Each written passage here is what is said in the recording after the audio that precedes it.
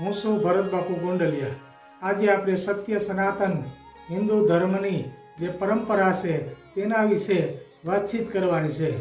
આપણા હિન્દુ ધર્મની અંદર ભગવાન રામદેવજીનો પાઠ હોય, બારપોરો હોય, કોઈ પણ ધાર્મિક વિધિ હોય તેમાં પતિ પત્ની વિધિ કરવા માટે બેઠા હોય અથવા તો આરતી કરવા માટે બેઠા હોય અથવા તો દર્શન કરવા માટે બેઠા હોય, કોઈ પણ ધાર્મિક વિધિમાં પતિ અને પત્ની બેઠા હોય ત્યારે પત્ની છે એ ડાબી સાઈડમાં હોવા જોઈએ।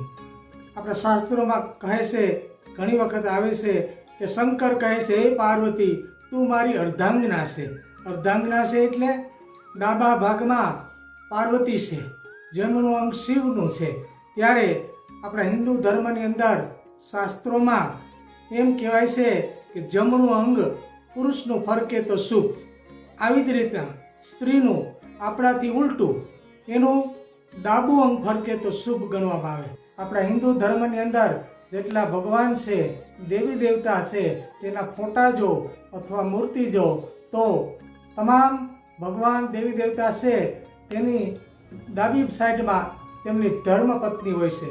ભગવાન શિવની સાથે પાર્વતી ડાબી સાઈડ હોય છે, ભગવાન રામની સાથે સીતાજી પણ ડાબા સાઈડમાં હોય છે। આવી જ રીતના ભગવાન કૃષ્ણની સાથે રૂક્ષ્મણી પણ ડાબી સાઈડમાં હોય છે। આવી જ રીતના રામદેવજી મહારાજના પત્ની નેત્રલદેહ તે પણ ડાબી સાઈડમાં હોય છે।